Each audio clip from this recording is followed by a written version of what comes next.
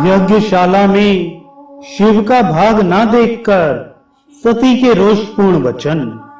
ब्रह्मा जी कहते हैं, नारद, दक्ष कन्या सती उस स्थान पर गईं जहां वह महान प्रकाश से युक्त यज्ञ हो रहा था। वहां देवता, असुर और मुनींद्र आदि के द्वारा कौतूहलपूर्ण कार्य हो रहे थे।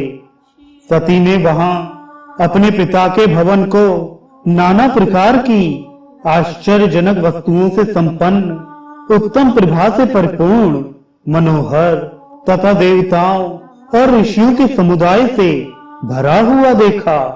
देवी सती भवन के द्वार पर जाकर खड़ी हुई और अपने वाहन नंदी से उतरकर अकेली ही शीघ्रता पूर्वक यज्ञशाला के भीतर चली गई। सती को आई देख उनकी यशस्विनी माता वीरणी ने और बहनों ने उनका यथोचित आदर सत्कार किया, परंतु दक्ष ने उन्हें देखकर भी कुछ आदर नहीं किया तथा उन्हीं के भय से शिव की माया से मोहित हुए दूसरे लोग भी उनके प्रति आदर का भाव ना दिखा सके। मुनि सब लोगों के द्वारा तिरस्कार प्राप्त होने से सती देवी को बड़ा विस्मय हुआ, तो भी उन्होंने अपने माता पिता के चरणों में मस्तक झुकाया। उस यज्ञ में सती ने विष्णु आदि देवताओं के भाग देखे, परंतु शंभु का भाग उन्हें कहीं दिखाई नहीं दिया।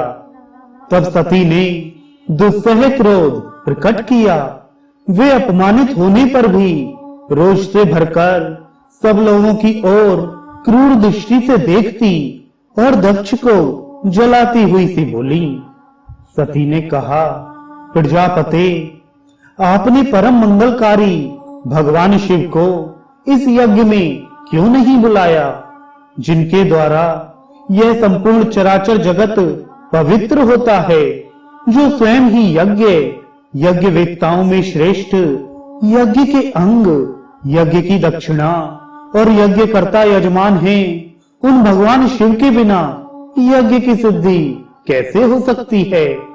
अहो, जिनके स्मरण करने मात्र से सब कुछ पवित्र हो जाता है, उन्हीं के बिना किया हुआ यह सारा यज्ञ अपवित्र हो जाएगा। द्रव्य मंत्र आदि, हव्य और कव्य, ये सब जिनके स्वरूप हैं, उन्हीं भगवान शिव के बिना इस यज्ञ का आरंभ कैसे किया गया।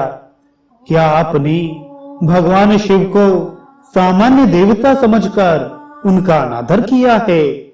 आज आपकी बुद्धि भ्रष्ट हो गई है, इसलिए आप पिता होकर भी मुझे अधम जच रहे हैं। अरे ये विष्णु और ब्रह्मा आदि देवता तथा मुनि अपने प्रभु भगवान शिव के आए बिना इस यज्ञ में कैसे चले आए। ऐसा कहने के बाद शिव स्वरूपा परमेश्वरी सती ने भगवान विष्णु, ब्रह्मा, इंद्र आदि सब देवताओं को तथा समस्त ऋषियों को कड़े कड़े शब्दों में फटकारा। ब्रह्मा जी कहते हैं, नारद, इस प्रकार क्रोध से भरी हुई जगदम्बा सती ने वहां व्यथित हृदय से अनेक प्रकार की बातें कही। श्री विष्णु आदि समस्त देवता और मुनि जो वहां उपस्थित थे, सती की बात सुनकर चुप रह गए। अपनी पुत्री के वैसे वचन सुनकर कुपित हुए दक्ष ने सती की ओर क्रूर दृष्टि से देखा और इस प्रकार कहा,